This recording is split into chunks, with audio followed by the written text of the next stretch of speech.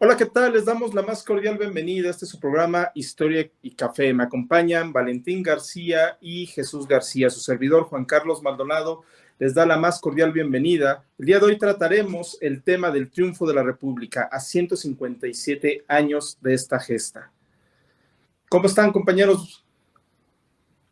Muy bien, gracias Juan Carlos por la invitación, porque se nos va a hacer costumbre y porque esto tiene que unirnos más en sentidos históricos y en sentidos de amistad. Gracias Valentín también por tu apoyo, por tu ayuda y bueno, pues a los dos un abrazo fraterno antes de empezar este primer programa. ¿Qué tal, amigos? Gracias. También vaya un abrazo para ustedes y pues sí, iniciamos este ciclo de charlas, café con historia y pues bueno, el triunfo de la República. Acabamos de pasar la efeméride, la fecha en que Juárez hizo su entrada triunfal a la Ciudad de México, ¿no? Sin embargo, la pregunta aquí es... ¿cuándo es la conmemoración de esta gesta, no? ¿Cuál es la fecha en que se debe de conmemorar este triunfo tan importante que pues está considerado como nuestra segunda independencia? Exactamente, creo que es una fecha que se ha ido opacando y olvidando a lo largo de las décadas, ya hace más de un siglo. Eh, Como bien alguna vez charlábamos entre los tres, no se equipara a lo que fue el 5 de mayo. El 5 de mayo, como sabemos, en el siglo XIX se tomó, y durante los inicios de la intervención francesa se tomó como la fecha icónica, y de hecho periódicos como el Siglo XIX, que eran periódicos propagandistas de la gesta o del bando republicano, pues hicieron eco del triunfo del 5 de mayo, y hasta la fecha pues es de obligado asueto. Sin embargo, el 15 de julio, que es cuando deberíamos de conmemorar el triunfo de la República y la entrada de Juárez a la Ciudad de México, pues realmente está totalmente olvidado. Y otra de las cosas, creo que sí significó históricamente ¿cómo les puedo explicar? O sea, sí hay un entronque histórico muy importante con la entrada de Juárez, obviamente, a la Ciudad de México, que significa que toda esta ideología liberal desde 1857 hasta 1867 fueron 10 años de lucha, de no cesar, de estar también entre rencillas entre los mismos liberales, y que logran también superar todo este tipo de cuestiones, y obvio, tiene su corolario con la entrada de Juárez, ¿no? Juárez es la figura quizá más representativa, es la figura representativa por excelencia de liberalismo. Juárez, el abogado, Juárez el presidente, Juárez la persona de carácter, porque obviamente sin el carácter de Juárez, sin el tesón de Juárez, sin el conocimiento de Juárez, sin que Juárez haya sido una persona que haya unido todo este tipo a esta playa de liberales, tanto en la política como en la milicia, no podríamos estar hablando también quizá de esta cuestión. Ahora, que en Juárez se detonaron o tuvo que tomar decisiones de carácter importante, creo que no hubiera habido otro personaje si no hubiera sido él que hubiera tenido este carácter y ese tesón, ¿no? Eso es lo que hay que admirarle en Juárez. Hay que ver que Juárez también tuvo esta iniciativa de nunca cesar con esta idea liberal, con esta lucha liberal. Y bueno, el corolario, pues como vemos, se acaba de presentar hace unos días, que curiosamente no, pocas personas tomaron la bandera de la conmemoración de esta fecha tan importante. Fíjense que hay, de acuerdo a la ley sobre el escudo, la bandera y el himno nacionales, en su artículo número 18, que aquí podemos ver, marca como fechas solemnes relacionadas con el triunfo de la República dos fechas. La primera es el día 15 de mayo, aniversario de la toma de Querétaro por las fuerzas de la República en 1867. Y después, el 21 de junio, aniversario de la victoria de las armas nacionales sobre el imperio en 1867. No marca el 15 de julio. Si vemos ahí en los numerales, pues se brinca ya hasta agosto con otros eventos, ¿no? Luego entonces, la gran pregunta, vuelvo a plantearla, ¿cuándo debemos conmemorar el triunfo de la República? 15 de mayo, Querétaro, la toma de la Cruz, el prendimiento de Maximiliano en el Cerro de las Campanas. Estando prisionero el emperador, pues yo creo que de manera automática se terminó el imperio. Sin embargo, la Ciudad de México aún estaba en manos de los imperialistas, es decir, la capital del país. Yo creo que esto le restó un poco de relevancia, amén de que la ciudad no fue tomada en una épica batalla. Hay oscuras sombras ahí de duda acerca de la forma en que fue tomada la ciudad. Y luego el 21 de junio, pues perdón por poner el dedo en la llaga, pero es Porfirio Díaz, el principal personaje de este evento, quien recupera, venciendo a Leonardo Márquez, pues la Ciudad de México, la capital del país, ¿no? A partir de ahí, el único punto que les quedaba a los invasores o a los conservadores, pues era Veracruz. Pero pues ya era prácticamente para emprender las de Villadiego, como se decía, para huir del país, ¿no? Entonces, ¿a cuál de los dos nos acogemos? ¿Al 15 de mayo o al 21 de junio, compañeros? Pues yo me iría probablemente a junio. O sea, realmente, y aquí les quiero yo hacer una pregunta a ustedes como expertos en el tema, que es el sitio de Querétaro. ¿Qué tan importante o qué tan significativo es el sitio de Querétaro? Obviamente entiendo que ahí estaban los principales personajes del imperio, Miramón, Maximiliano, Mejía, pero realmente qué tan viable era lograr un triunfo en Querétaro.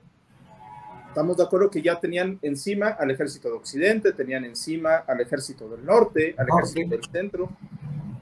¿Qué tan viable realmente era el sitio de Querétaro o qué tanta importancia podía tener si ya estaban totalmente rodeados? El único que salió fue Márquez y Márquez pues va a ser derrotado también en la Ciudad de México. Realmente, ¿qué tan viable era el sitio de Querétaro? No, ya no. Era una crónica de una derrota anunciada, ¿no? Simplemente con el número de efectivos militares, tanto del ejército liberal como el ejército conservador, estaba disparado, ¿no? Ya se venían viendo deserciones en el ejército imperialista. Ojo, el sitio de Querétaro, por ejemplo, no cae por la falta de municiones, eso es algo muy curioso, ¿no? O sea, todavía se puede decir que sí hubo una traición o no la hubo. Fíjate, estamos en 2024 y todavía se sigue preguntando eso, ¿no? Habría que ver que los estudios de Junco todavía pueden ir más adelante o pueden hacerse investigaciones más profundas para saber si en realidad lo de Miguel López fue una verdad o fue una mentira. Como sea, desde mi punto de vista, Valentín, Juan Carlos, creo que sí no había manera de que ese sitio tuviera buen puerto. Ojo, si me permiten contar una historia de uno de los generales que fue Silverio Ramírez Rojas. Él tomó iniciativa como a la mitad del sitio, hay que recordar que duró un poco más de 70 días, y lo que él ya estaba pensando, fíjate, si esto lo estaba pensando un general, probablemente ya lo estaban pensando otros tantos, era hablar con el emperador para que hiciera un armisticio, ¿no? Y lograr, pues, salvar las mayores vidas posibles. Y bueno, no llegó a buen puerto, el general estuvo preso bastante tiempo, prácticamente ya todo lo que restó del sitio, pero ahí nos da muestra de que probablemente sí ya se estaba pensando en esta cuestión. Otra es, Valentín, no sé si erro, y si hay un hierro, por favor, corrígeme. En abril de 1867 también hubo efectivos militares del bando conservador y del bando liberal que se juntan, todos ellos exalumnos del colegio militar, con la finalidad de también hablar y lograr un armisticio, no llegaron a buen puerto tampoco. O sea, había una serie de desavenencias más en el bando conservador, que obvio la historiografía nos ha legado, que sí había una ruptura que también provocó este tipo de cuestiones. Pero desde mi punto de vista, y para la pregunta que dijo Valentín, creo que el triunfo de la República se da cuando se disparan los cañones, los fusiles el 19 de junio de 1867. ¿Por qué? Probablemente alguna intervención diplomática, aún después de haber sido condenados a la pena capital el 16 de junio de 1867, pudo haber salvado la vida de Maximiliano. No llegó. Y si llegó, no se supo, probablemente por ahí se haya quedado perdida. Estoy solamente especulando, pero quizá, pero muerto el emperador, ya no había absoluto. ¿Cuánto tiempo también se tardaron los mismos imperialistas que estaban en Ciudad de México en saber de él o saber de la muerte? O sea, las comunicaciones no eran muy buenas, que digamos, pero sí creo que ese día sí fue el triunfo de la República, y el 15 de julio, a la entrada de Juárez, a la Ciudad de México, solamente fue una fiesta más que se pudo haber dado, una conmemoración más, pero se vino desde San Luis Potosí. ¿Cuántas ciudades no pasó? Estuvo en Querétaro, ¿no, Valentín? También estuvo ahí. en Dolores, estuvo en Querétaro, San Pedro, de esas ciudades, pues fíjate, hizo 15 días de trayecto, ¿no? Más de lo habitual. Pero bueno, no nos adelantemos, vamos a, como dijo Jack el Destripador, vamos por partes, ¿no? Estábamos en la toma de la Cruz y, bueno, esas fotografías de Aubert, inmediatamente después de la toma, cómo estaba el cuartel general de Maximiliano, ahí se logran ver todavía carruajes de artillería y algunas escenas callejeras, pues de todo lo que se destruyó por los bombardeos, ¿no? Pero reitero, no fue mediante un combate que cayó la ciudad, ¿no? No hay una batalla como la del 2 de abril, donde se recupera Puebla, o la del 21 de junio, donde se recupera México, ¿no? Aquí hay el velo de una probable traición, según testimonios de algunas personas, que dan detalles de cómo entraron los soldados liberales. Este plano es del convento de la Santa Cruz, que era el cuartel general de Maximiliano, y aquí se ve la flecha del lado derecho, la inferior, indica el Panteón, que es una de las partes por las donde se metieron, y la otra es una tronera de un cañón que estaba ahí, obviamente, pues disparando hacia los liberales, que fue tomado y fue retirado, y por ahí también accedieron los soldados liberales, ¿no? Pues lo que sigue es muy simple de contar. Huyen Maximiliano, Miramón, Severo del Castillo, perdón, Miramón no, Mejía, Severo del Castillo y algunos otros como Salm, se van a pie hasta el Cerro de las Campanas, que era donde estaba la artillería. Esta fotografía es de la parte de atrás del convento de la Cruz, y mucha gente piensa que es una ejecución porque se alcanza a ver ahí un grupo de soldados. En este acercamiento vemos que no es una ejecución. En primer lugar, un pelotón tan grande para fusilar a alguien, pues no, es imposible. Y si observamos del lado derecho hay más soldados, probablemente era día de paga y se tomó la fotografía y por eso están todos ahí formados, ¿no? Pero bueno, Maximiliano se va al Cerro de las Campanas y ahí, después de disparar la última bala de artillería que tenían, pues decide rendirse y se entrega junto con sus generales, ¿no? Para mí, este es el momento en el que el imperio deja de existir, porque ya está en manos del enemigo. Y él, cuando se entrega, dice: no soy más el emperador de México y aquí está mi sable, ¿no? Pues bueno, esa es a mi modo de ver, el cese del imperio, y lo que va a seguir, pues ya es el juicio que Jesús, tú como abogado conoces perfectamente, la sentencia y la ejecución, que como bien dices, pues, ocurrió el día 19, ¿no? 19 de junio. Fíjate que lo que comentas, Valentín, por ejemplo, cuando él entrega y dice que ya no soy más emperador, él en juicio, la acusación que le decían, o una de las más fuertes era precisamente que como emperador, él había ordenado la publicación del decreto del 3 de octubre de 1865.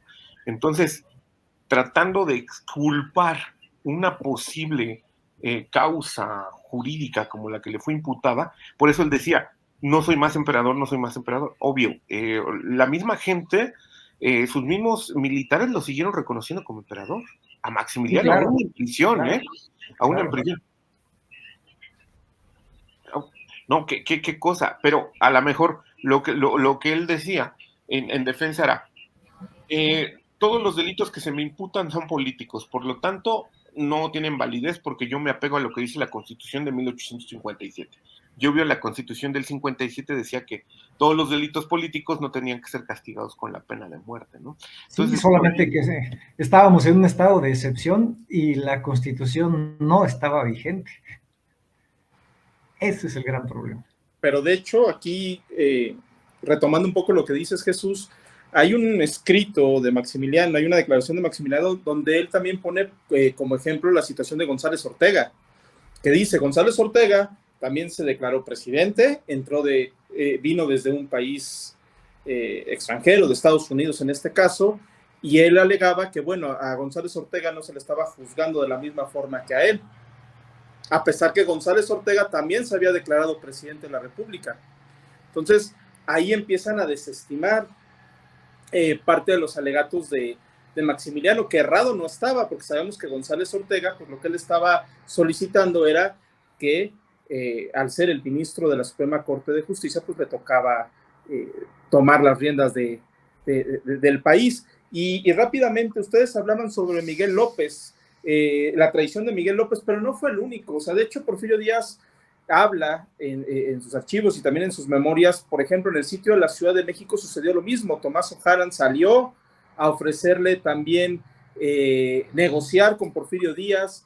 Márquez manda también a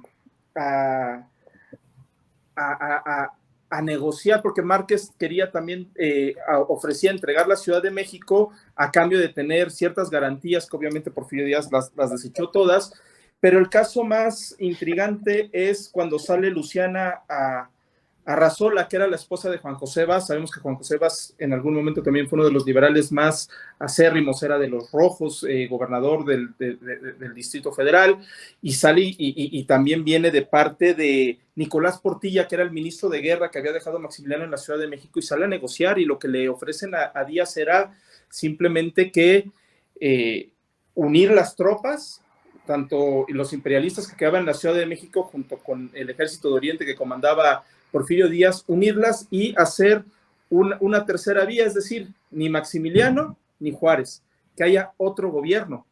Sin embargo, Díaz también lo desecha. Y así tenemos múltiples casos. Decía Eduardo Ruiz, aquel escritor que fue testigo de muchos de los actos de la intervención francesa, que escribe esta historia de la intervención francesa en Michoacán, que es un libro muy recomendable. Él también decía que de repente a lo largo y ancho del país empezaron a surgir movimientos republicanos, y esto se da a partir de 1866, cuando las tropas francesas comienzan el repliegue, y comienzan el repliegue del norte hacia Veracruz, y entonces aquellos que habían estado con el imperio de repente ya estaban con los republicanos, aquellos que habían apoyado a Maximiliano pues ya tampoco estaban con él. Y a mí me llama mucho la atención porque se habla también que habían hasta guerrillas católicas en el Estado de México que ya estaban combatiendo al imperio, porque consideraban que Maximiliano, al no haber echado para atrás las leyes de reforma y al haber sido liberal, pues ya no tenía futuro, y hasta algunos grupos católicos estaban ya luchando en contra de lo que quedaba del imperio. Entonces las traiciones hacia el imperio, o las deserciones, pues no solo se dieron en Querétaro, sino estamos viendo que en la Ciudad de México también ya estaban planeando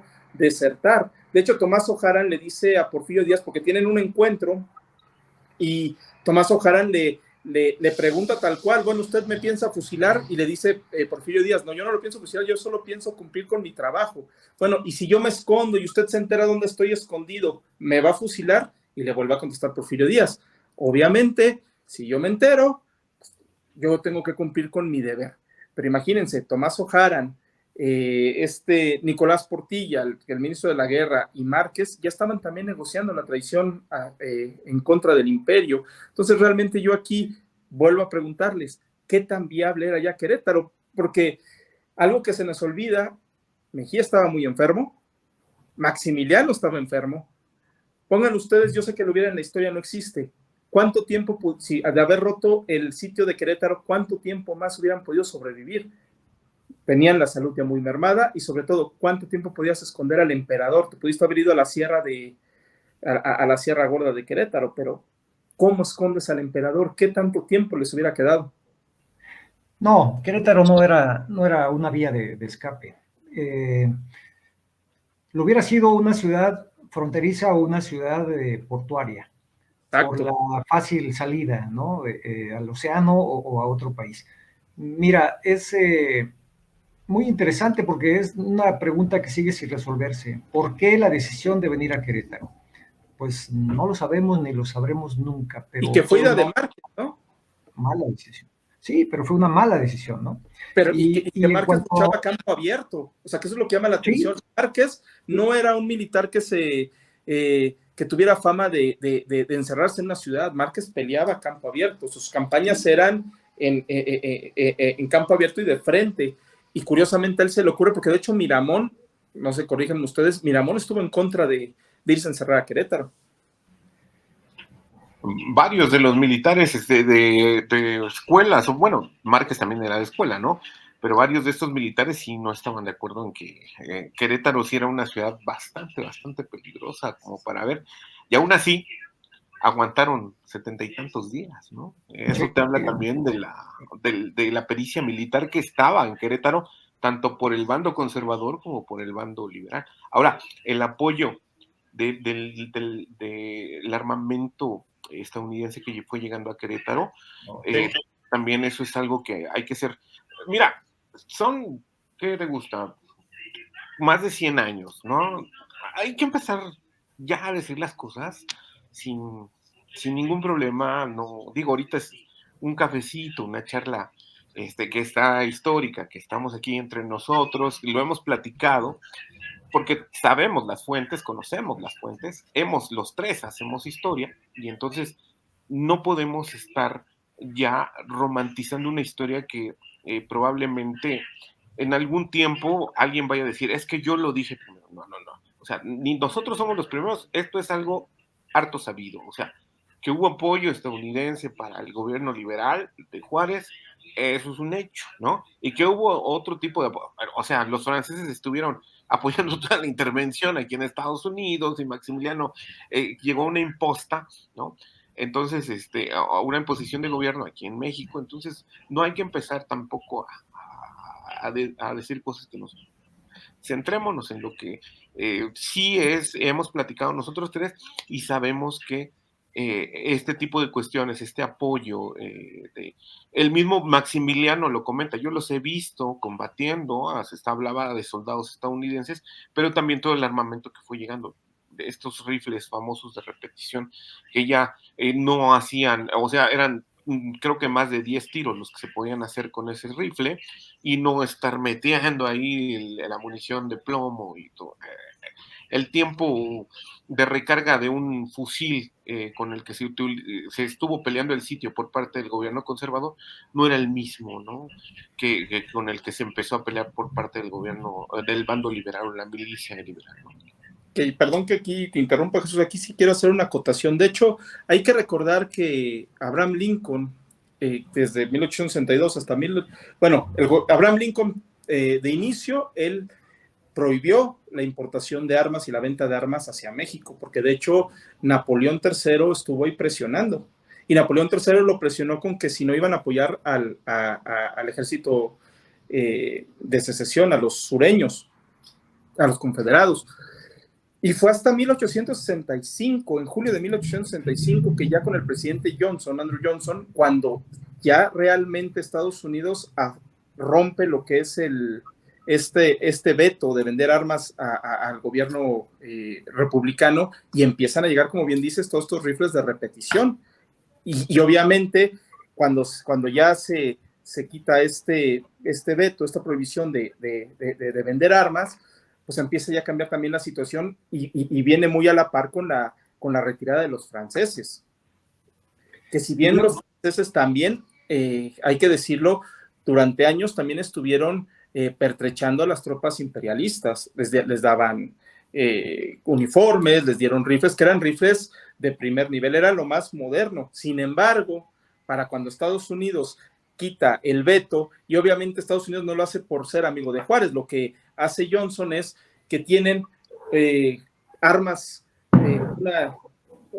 les sobran armas después de la guerra, les sobran uniformes, y entonces lo que ellos también quieren es reactivar su economía. Sabemos que Estados Unidos desde siempre ha reactivado su economía con la guerra, vendiendo armamento, y lo empiezan a mandar a México. Y entonces, de repente ya lo que es Escobedo, Díaz, Régules, Corona, pues empiezan a recibir lo que son estos rifles de repetición, y comienza a cambiar ya el curso de la guerra. Y ahí es donde decía Eduardo Ruiz que empiezan a surgir de la nada nuevos patriotas, ¿no? Porque ya todo el mundo, al ver que la causa republicana estaba ganando terreno, pues ya todo el mundo quería estar con Juárez. Y otra cosa que también hay que mencionar es la aplicación discrecional de la ley, ¿no? Sí. Porque en la imagen estamos viendo la escena del fusilamiento de Ramón Méndez en Querétaro. Una vez que lo encontraron, inmediatamente lo fusilaron. Sí. Y, sin embargo, a los otros generales del imperio no se les fusiló.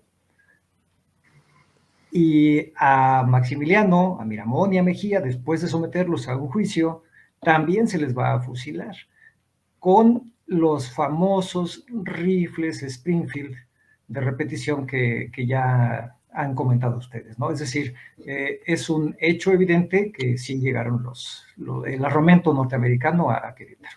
Las imágenes que vemos son de ese juicio que se realizó en un teatro, y hay historiadores que han dicho nunca mejor lugar para montar un juicio militar, porque era un teatro, el propio juicio, ¿no? El propio proceso.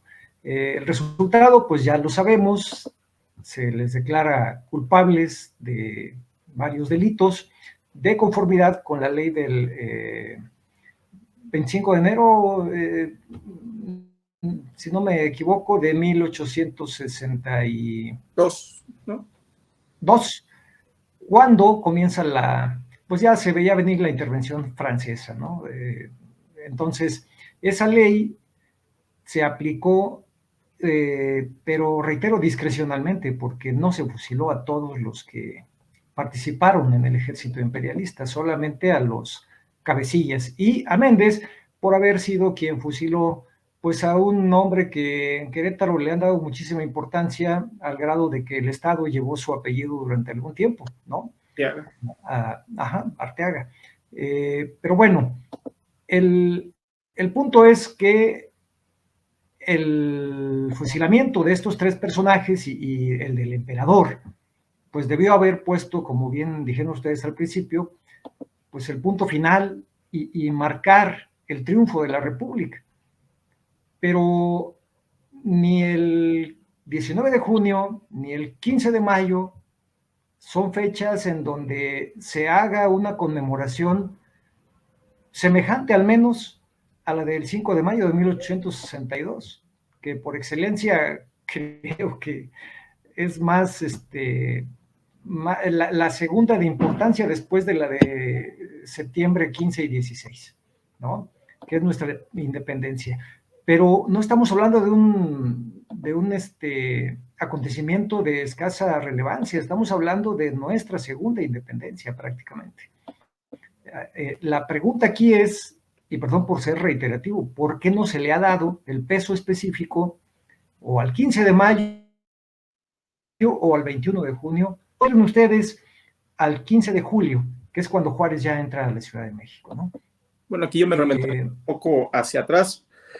Tampoco se le da, por ejemplo, la relevancia al triunfo de la batalla de diciembre del 60 en Calpulalpan, por ejemplo, que es Ah, cuando claro, se sí, acaba la guerra de reforma, ¿no? Y el sí. 11 de enero entra Juárez del 61 y tampoco pasa nada. ¿Y qué O sea, será? Porque los gobiernos subsecuentes son de otra ideología política y han querido opacar, borrar de la mente de los mexicanos el logro de estos otros, pues, líderes políticos y también, pues, de alguna manera, la ideología que se tenía en el siglo XIX, pues estaba en contraposición con la revolucionaria del siglo XX, por ejemplo. yo creo que, por ejemplo, en el caso al término de la guerra de reforma, yo creo, y esto es a título personal, yo me voy más al hecho de que no era conveniente darle tanta importancia debido a que el héroe, entre comillas, porque no solo fue él, sabemos que hubieron varios generales participando en la última batalla, pues era González Ortega, y González Ortega le podía hacer sombra a Juárez, entonces era más fácil, quedó en el olvido, y si ustedes buscan en la prensa de la época, tampoco se le da mucha importancia, los testimonios de la época, aquellos escritores, que dejaron ahí sus crónicas sobre la guerra de reforma, tampoco le dan la importancia. Creo que es muy similar a lo que estamos viendo con el triunfo de la República.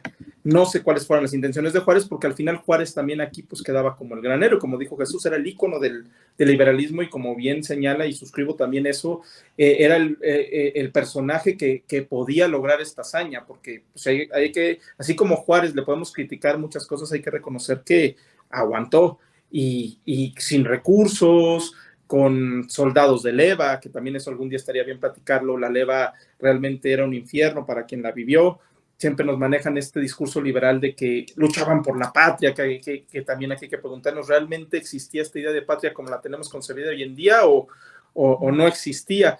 Pero retomando esto, yo realmente, pues el 15 de julio cuando entra Juárez pasa desapercibido y les aseguro que la mayoría de las personas ni idea tienen que ese día, pues Juárez regresa a la Ciudad de México. No, y aparte, sabes, lo que estaba comentando ahorita Valentín, creo que tiene que ver también mucho con quiénes son las personas, y me caso también con lo que dices, Juan Carlos, tiene mucho que ver con esta selección de hechos históricos con los cuales como grupos de poder político principalmente, ¿no? Son más convenientes a mi ideología. Por ejemplo, si tú te das cuenta, a principios del siglo XXI, vamos a brincarnos un poquito más, perdón, después de la revolución, ya el nacimiento del Partido Revolucionario Institucional, Partido Revolucionario Institucional, ¿no? O sea, revolución. Y empiezas a tomar hasta el color de la bandera para hacer este tipo de cuestiones. Y vas buscando también personajes que tienen que ver con tu ideología y dices, mira, nosotros siempre hemos permanecido o hemos sido estos grupos que han luchado contra las injusticias, hemos luchado para generar una patria, para ser los hijos del pueblo y así sucesivamente. Y es por eso que no necesariamente necesitas también encauzar o encumbrar personajes del índole de Juárez, por ejemplo, estamos hablando del siglo XIX, y hablando del siglo XX, pues obviamente también no tomas otros íconos como lo es Villa, como lo es Zapata en movimientos revolucionarios, pero abajo de estos personajes siempre tiene que haber también la imagen del perdedor, ¿no? ¿Y a qué voy? Por ejemplo, si hablamos del triunfo de la República para 1867, el mes de julio, si yo te dijera los testimonios que hubo, porque los liberales lo estaban pasando muy bien en 1867, pero ¿y qué pasó con los conservadores? ¿Qué estaban haciendo? ¿Acaso hay algunos libros que mencionan que muchos estaban en prisión? ¿Otros estaban perdiendo su peculio? O sea, me refiero a lo que habían, a lo mejor hasta la riqueza personal que tenían, la estaban perdiendo, porque tú hablaste de Juan José Báez. Juan José Báez, 3 días después de que fue fusilado el emperador, publica un decreto en la Ciudad de México que dice, a ver, todos aquellos personajes que estuvieron bajo las órdenes del imperio tienen que presentarte a las autoridades correspondientes so pena de pena de muerte, ¿no? Y se les va a investigar, ojo, se les va a investigar para ver si la riqueza que tienen fue hecha de manera honrosa. ¿Quiénes eran ellos? ¿Por qué hacían esto? ¿No? Y todo conforme a la ley, todo conforme al derecho, pues un decreto que se pegó y surge de una pluma. Y entonces, aquí es donde también dices, ok, están estos personajes, están estas cuestiones de relevancia, pero estos personajes no existirían si no hay un personaje del vencido. Y ese vencido también es esta persona que la sufre y dices, bueno, son oídos sordos para la historia, porque no los escuchas, no sabes qué era lo que estaba pasando en ese tiempo, porque la FIA está Juárez y todo esto que tiene que ver con el triunfo de la República opacó estas voces. O sea, como dice el dicho, en un lado había fiesta y en otro lado estaban velando al muerto, ¿no? Entonces, así, pero bueno, cosas de la historia, cosas de decir. Pues vamos a la siguiente fecha, que es el 21 de junio, ¿no? De 1867 y el triunfo de Porfirio Díaz en la Ciudad de México. Él recupera la capital, notifica inmediatamente a Juárez mediante telégrafo, y Juárez entonces entiende que ahora ya él puede regresar a la capital. Fíjate, 21 de junio, todavía se quedó hasta el día 1 de julio, que es cuando sale de San Luis Potosí. Hay que recordar que durante todo el proceso del sitio de Querétaro, prácticamente él estuvo en San Luis Potosí. Y pues el 1 de julio por fin decide regresar a la capital del país. Todo el mundo recordamos pues la República itinerante a bordo de este carruaje que pues es icónico. Entiendo que el viaje de regreso lo hizo también en otros carruajes, no nada más en este, porque se rompió. Y yo me imagino que el original también se ha de haber roto muchas veces, porque llegar hasta Ciudad Juárez con este carruaje, pues en óptimas condiciones iba a ser imposible, ¿no? Pero efectivamente el protagonista aquí es Porfirio Díaz. Sí. Y Porfirio Díaz más tarde va a intentar quitar del poder a Benito Juárez. Entonces, es una lucha de titanes, una lucha de egos, donde hay que opacar al rival, porque se trata de la supremacía en el poder. Ya no es aquí una cuestión de bien nacional, sino de beneficio personal, desde mi punto de vista, ¿no? Por cierto, quien va a recibir a Juárez, pues es el propio Porfirio Díaz. Y Juárez llegó a la Ciudad de México el día 12 de julio, no el día 15. En Tlalnepantla es recibido por Porfirio Díaz, lo escolta y lo lleva a Chapultepec. O sea, Juárez no fue a Palacio Nacional, Juárez fue al castillo de Chapultepec. Eso es algo que también a mí me llama poderosamente la atención, por aquella imagen de la austeridad republicana que siempre nos han dicho, ¿no? Pero Juárez pasó 3 noches en el castillo de Chapultepec, por decirlo de otra manera, en la residencia de Maximiliano de Habsburgo. Y curioso, ¿no? Porque alejado de él, quizá no había que casarlo con eso. Hoy todo el día lo toman como ejemplo para decir, bueno, la austeridad republicana, pero te imaginas lo que fue pasar 3 noches ahí en Chapultepec. Y a todo esto, quizá también quisiera yo asentar esto sin que se me vaya la idea. ¿Cómo nos gusta, o cómo a algunas personas les gusta el Porfirio Díaz del siglo XIX y no el del siglo XX, ¿no? Aquel tirano que inició con estas cuestiones de los pequeños hacendados o los grandes hacendados. Pero todo esto es la herencia de la Reforma, a final de cuentas, ¿no? Sí. Y Porfirio Díaz es el reflejo de lo que pudo haber sido Juárez después de 1872. Y ya lo venía mostrando Juárez, ¿no? Este personaje que gobernó por medio de decretos, que si bien es cierto sí se ajustó a la ley, pero cuando había un enemigo que vencer, nunca le tembló la mano para publicar un decreto, una ley con la cual pudiera haberlo acabado. Y siempre actuando en los marcos legales, porque sabía que en un futuro podría haber un juicio histórico, y ese juicio histórico que hoy enfrenta a Juárez, pues no es igual de flamígero como si hablamos de Porfirio Díaz, ¿no? O de los conservadores, ¿no? Al mismo emperador y los demás generales con los que muere. O sea, creo Pues que eso sí yo no. estoy muy de acuerdo contigo, Jesús, y lo que me llama mucho la atención son las formas, porque también la forma es fondo. Y el día que Juárez llega a la Ciudad de México, hay una cena en el Castillo de Chapultepec y una banda austríaca es la que, entre otras, es la que ameniza el evento, ¿no? Es una cena a todo lujo con el Estado Mayor de Porfirio Díaz y con pocos invitados que estuvieron ahí pues en el Castillo de Chapultepec, escuchando incluso música austríaca, ¿no? Y le pidieron que permaneciera ahí en lo que se terminaban los preparativos para su entrada triunfal. ¿Qué eran esos preparativos? Bueno, pues un pabellón que se estaba construyendo en lo que hoy conocemos como la avenida del Paseo de la Reforma y que en aquel tiempo, pues, eran lo que Maximiliano había denominado el Paseo de la Emperatriz y que la gente llamaba más bien la calzada de Chapultepec, ¿no?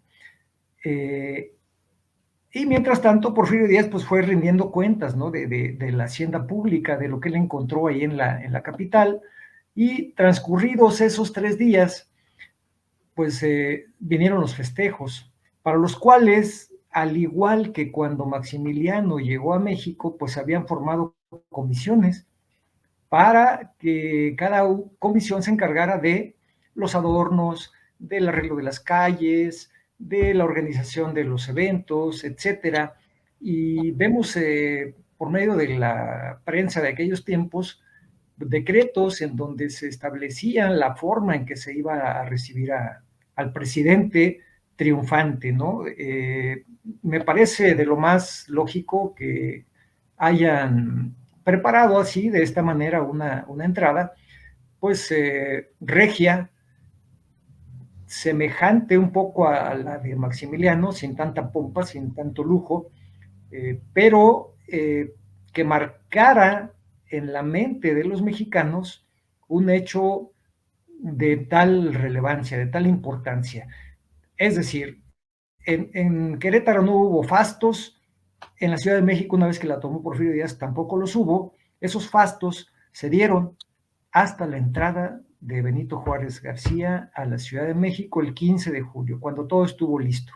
¿Sí? Él decide que su entrada va a ser emulando la ruta de Agustín de Iturbide, quien también concentró a sus tropas en Chapultepec, marchó sobre la calzada de los Arcos de Belén, donde estaba el viejo acueducto de Chapultepec, hasta la garita del mismo nombre, de Belén, y ahí dio la vuelta por lo que hoy conocemos como la calle de Bucareli, para dirigirse hasta el Paseo Nuevo, donde estaba la estatua ecuestre de Carlos IV, famoso caballito, y la plaza de toros del Paseo Nuevo. Y ahí es donde se había construido este pabellón con una ara de la patria, una ara, un altar de la patria, ¿no? Se prohibieron los cohetones durante el desfile, por obvias razones, ¿verdad? Porque se podía pensar en algún ataque y no se iba a saber si eran cohetes o eran balazos. Esta es una fotografía de Aubert, del pabellón que se construyó en honor de Juárez. Y ahí podemos ver al frente, en el círculo, una escalerilla con algo que está debajo. Más adelante hay otra imagen donde vamos a poder ver qué cosa es.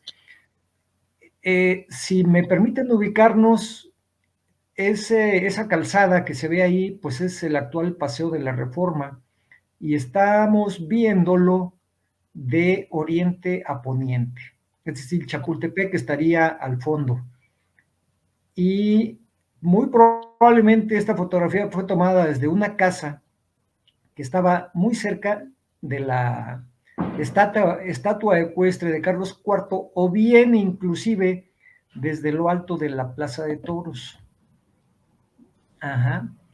Ya se hablaba de que frente a el altar de la patria, perdón, estaba levantado en la nueva calzada de Chapultepec, ¿sí? Aquello que iba a ser el Paseo de la Emperatriz y que en este momento le denominaban así, Calzada de Chapultepec. Se hace referencia a un personaje, Schiaffino, que decía que todo era pompeyano, o sea, todos los adornos eran de estilo pompeyano, ¿no? Pero este reportero muy, pues, irónicamente dice, como muy pocos de los espectadores han estado en Pompeya, pues hay que creerle bajo su palabra, ¿no? Pues sí, todo era pompeyano, porque él lo decía. Y esta es la ruta que siguió Benito Juárez. Abajo a la izquierda, pues está el cerro de Chapulín, Chapultepec. La línea roja va sobre la calzada de los Arcos de Belén hasta la Garita, y ahí la vuelta a lo que hoy es la intersección del Paseo de la Reforma con la Avenida Juárez, ¿no? Y el círculo nos marca el sitio donde estaba o terminaba esa calzada de Chapultepec. Y arribita del círculo se ve otro círculo, esa es la Plaza de Toros, justamente la Plaza de Toros del Paseo Nuevo, y ahí está una fotografía donde aparece el coso taurino, la estatua ecuestre y esa casona de donde probablemente se tomó la fotografía que vimos del pabellón. Y que hubo corrida de toros, ¿verdad, Valentín? Hubo una función de circo en el circo Chiarini, y no fue una función de toros, fue una función de maroma y acróbatas, pero en la Plaza de Toros. Sí. Como parte de los festejos, ¿no? Había para todos, hubo una comida para 4,000 personas en la Alameda, por ejemplo. Bueno, les decía yo que había una escalerilla ahí enfrente del pabellón. Esta fotografía es cuando ya Juárez ya está ahí en el pabellón, ya está la gente recibiéndolo, ovacionándolo, y lo que vemos ahí es el Ara de la Patria. Aquí la vamos a ver un poquito más grande, vean ustedes, es un monumento, y ahí se depositaron ofrendas florales. A veces las fotos no las vemos en detalle, pero tienen cosas muy extraordinarias como esta, porque el rendirle honores a una patria recién recuperada, pues también era un hecho muy significativo, ¿no? No, las fotos son impresionantes. De hecho, esta es impresionante, ¿no? Cuando van desfilando las tropas. Esta ya es la Avenida Juárez, pues que antes era Plateros, obviamente, ¿verdad? Y al fondo se alcanza a ver ahí un arco monumental, lo vamos a ver con detalle en otra fotografía. Yo conozco al menos 3 fotografías del desfile triunfal sobre la calle de Plateros, hoy Francisco y Madero, que pues son de la llegada de Juárez, ¿no?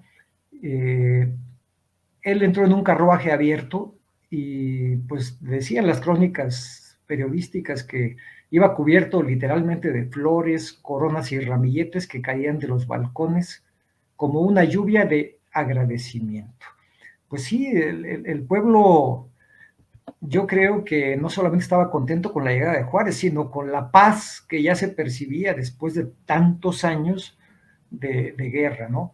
Esta es la segunda fotografía, está tomada más próxima al Zócalo, y ahí se ve con mayor claridad el arco triunfal que se mandó a hacer en honor de Juárez, el cual decían las crónicas que era transparente. Eso yo lo ignoraba, aquí lo vemos a detalle, y que iba a ser iluminado desde el interior para que en la noche la gente lo apreciara, ¿no? Entonces imagínense ustedes, así como Maximiliano llegó y estaba ahí el arco del emperador, pues ahora estaba el arco de Juárez, ¿no? El pueblo a Juárez, punto. Ahorita en el texto que compartías, Valentín, me llamó mucho la atención lo que decía al final, de que los traidores se escondían Sí, sí, Vino la sí. cacería de brujas. No, bueno, y era lógico, ¿no? Y más que la ley vigente era la ley del 25 de enero. Entonces, pues aquí la nota, ¿no? Del periódico que dice que se había levantado un lujoso y elegante arco de estilo pompeyano que ostenta en el remate la siguiente inscripción: el pueblo a Juárez. Este arco es transparente y estará interiormente iluminado en la noche. Se estrenó alumbrado de gas para esa entrada. Se colocaron foquitos y vasos que los cubrían, vamos, como imitando los faroles chinos, pero estos eran vasitos, yo creo que de vidrio, no lo sé. Y entonces era un espectáculo ver aquella iluminación ese día, particularmente esa noche, ¿no? Bueno, hay muchas pinturas que son alusivas a la entrada triunfal de Juárez, ¿Cuáles?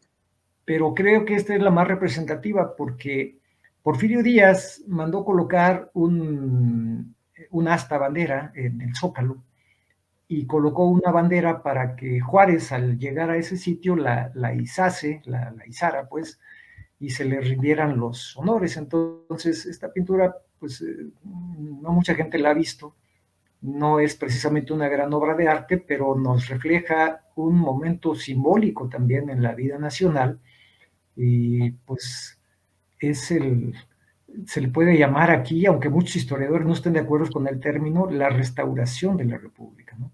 De Y sí, hecho, adelante, Juan Carlos. en esto de la bandera, Porfirio Díaz contaba la anécdota de que cuando Juárez, ya que cae Puebla, después del sitio del 63, comentó que algún día iba a volver a izarse y a ondear la bandera en Palacio Nacional.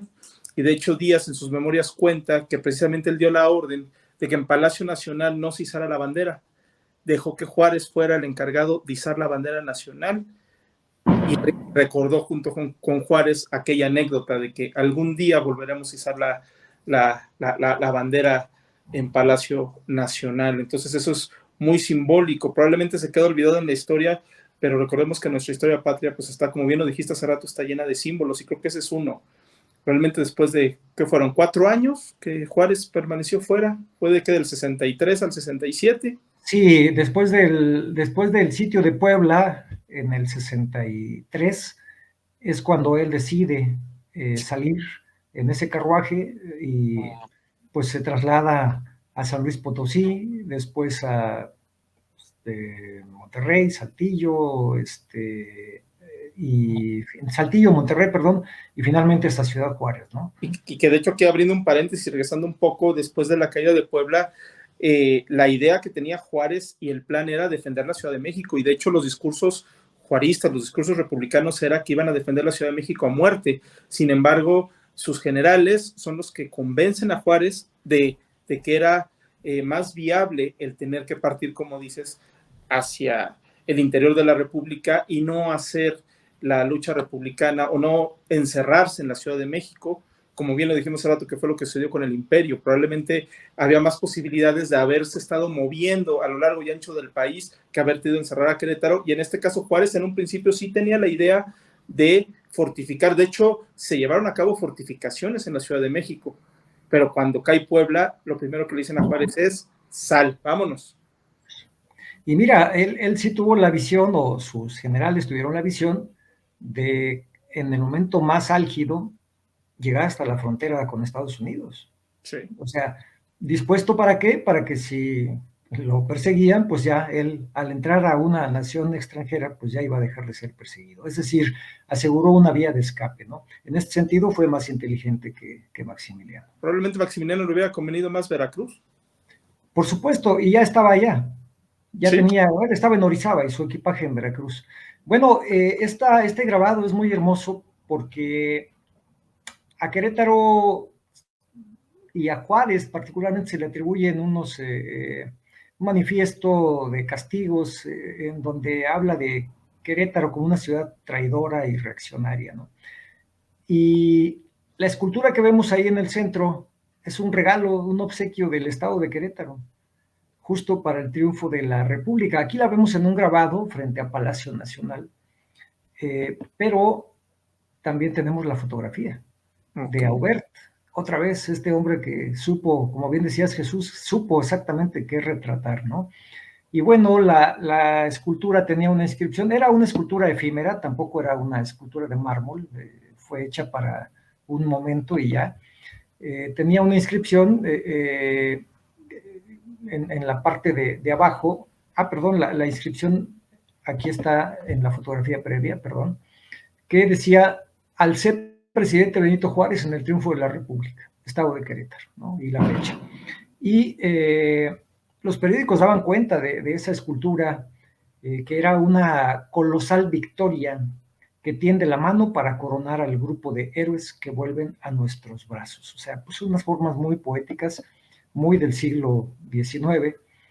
Y pues bueno, el gran protagonista es Benito Juárez. Esta imagen a mí me encanta, es un retrato del presidente y tiene una pues fecha ahí marcada que es fantástica porque es 15 de julio de 1867. Este retrato fue mandado a hacer exprofeso para conmemorar el regreso a la capital del presidente Benito Juárez.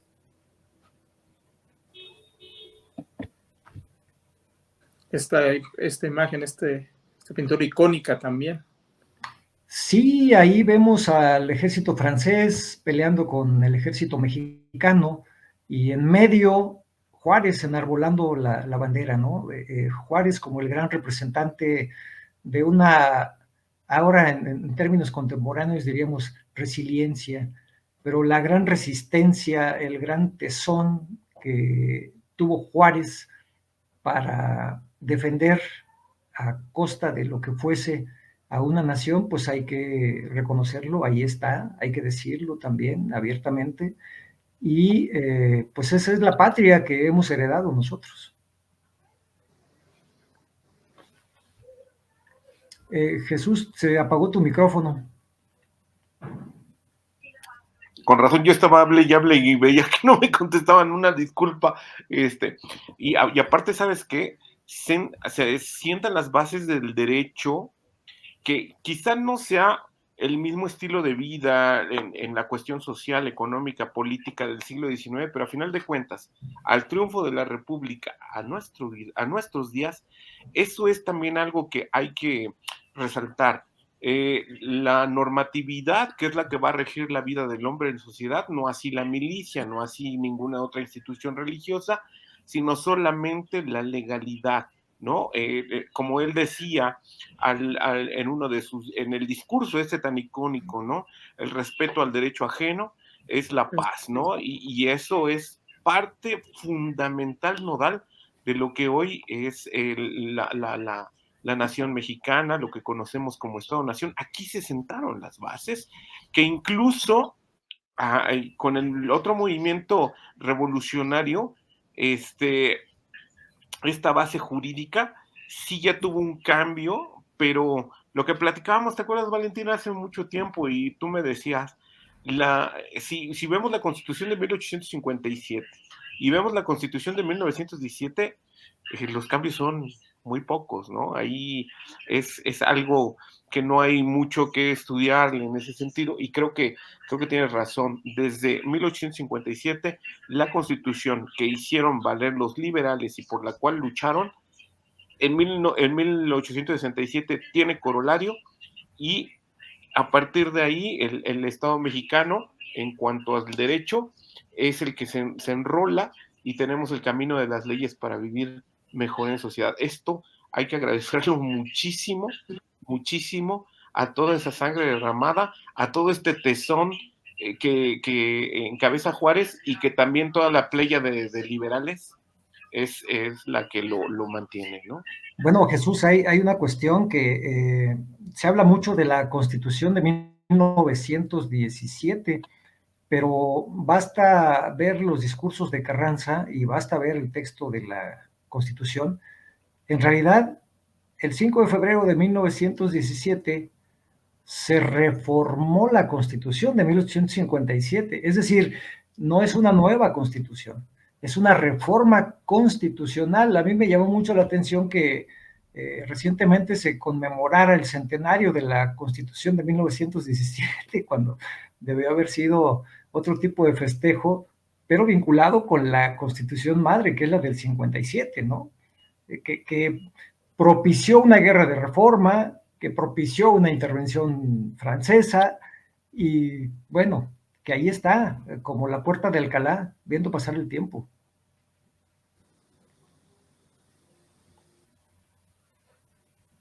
Pues compañeros, pues vamos cerrando este programa. Conclusiones, Valentín.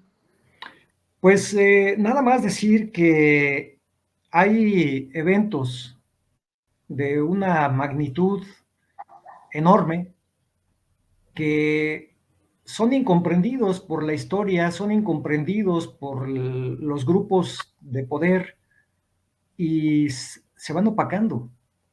Pero este triunfo de la República es uno de los acontecimientos que más deberíamos tener presentes todos los mexicanos. Yo diría que las tres fechas, 15 de mayo, 21 de junio y 15 de julio de 1867, debieran de estar en la ley del escudo, la bandera y el himno nacionales. Y no solo eso, porque dos de ellas ya lo están, sino que cívicamente debiéramos de hacer actividades que nos recuerden una gesta de esta naturaleza, de esta importancia, porque actualmente pasan totalmente desapercibidas. Totalmente. Yo en lo personal creo que sí tiene que haber una importancia muy, muy nodal en este día, porque es el triunfo de una lucha de más de 10 años que se vino dando, que aguantó lo que decía Valentín, una intervención, imagínate, y una intervención del mejor ejército del mundo, ¿no? El derecho desde la vista mexicana, o sea, me refiero a la Constitución que vio problemas económicos, políticos y sociales, es el que triunfa, es el que por medio del brazo de Juárez y de todos estos liberales que estuvieron creciendo en la milicia, por ejemplo, porque ellos tampoco, había muchos que no eran militares y fueron haciéndose militares a lo largo de estas tantas luchas y lograron lo que tenía que ser eh, un triunfo soberano. ¿A qué me refiero? Desde esa fecha hasta el día de hoy, ningún extranjero ha venido de nuevo a tener injerencia en las cuestiones políticas del país. Podríamos hablar de una intervención después para 1914, pero ya no hubo una imposta de un gobierno extranjero en México, ya no estamos pensando en cuestiones monárquicas y afortunadamente la democracia, ¿no? Nos guste o no, a lo mejor la persona que está en el poder es la que rige nuestra forma de vida y tenemos que respetarla. Y esta es la lucha de todos estos liberales que lograron esto, lo que le llamaron la segunda independencia, y creo que sí, tendría que ser un día de fiesta, tendría que ser un día en la que se conmemore y se enseñe que las fuerzas nacionales vencieron a las fuerzas extranjeras, ¿no? Y eso no tiene que dejarse a un lado. Yo estoy feliz, ojalá y no sea la última vez que volvamos a platicar de estas y bueno, ya saben, yo estoy aquí más con un calcetín cuando sea necesario. ¿Ah? Gracias, Valentín, gracias, Juan Carlos. Miren, yo recuperando rápidamente lo que ustedes decían, creo que sí deberíamos de conmemorarlo. Juárez, los liberales, parte de la sociedad, aquellos que sí estaban convencidos, no por la leva, aquellos que sí lo hacían por patriotismo, ofrendaron sus vidas, ofrendaron sus bienes. A veces se nos olvida que estos personajes dejaron las comodidades, que salieron a luchar, salieron a los campos con todas las incomodidades que esto genera. La República formó un ejército de las cenizas, formó un ejército de la nada. No había dinero, no había alimento y todas las probabilidades estaban en su contra. Creo que eso es algo que sí debemos de recordar cada año y conmemorar a nuestros antepasados que lucharon. también hay que decirlo, no por ello vamos a denostar a aquellos que no estaban con el republicanismo, vamos, también ellos tenían su valía y también ellos tenían sus ideales por los cuales lucharon. Podemos estar a favor de ellos o no, ya cada quien tomará su lugar, seas imperialista, seas republicano, estamos a favor de Juárez, porque a veces también creo que el discurso antijuarista se ha ido poco a poco incrementando. Si bien Juárez tuvo muchos errores, Juárez, como bien lo dicen, después del triunfo de la República, después, ya en 1867, pues también se dedicó a acabar con todos aquellos que no le eran afines, todos aquellos que estaban en contra de él, un Miguel Negrete, obviamente González Ortega ya no tuvo más participación en la política, a Díaz sabemos que también le puso trabas para poder acceder a la presidencia, al mismo Sebastián Lerdo de Tejada. Sin embargo, el 15 de julio creo que, como bien dicen ustedes, sí es necesario que se retome como una fecha cívica, y creo que es por respeto y creo que es por hacerle justicia a aquellos que ofrendaron su vida. Fueron años muy cruentos para el país. Pues bueno, compañeros, con esto cerramos nuestra primera emisión. El próximo mes pues tendremos otro tema que igual estoy seguro que va a ser muy interesante. Por lo pronto les damos las gracias al auditorio que nos sintonizó y pues nos despedimos. Muchas gracias. Hasta pronto. Gracias.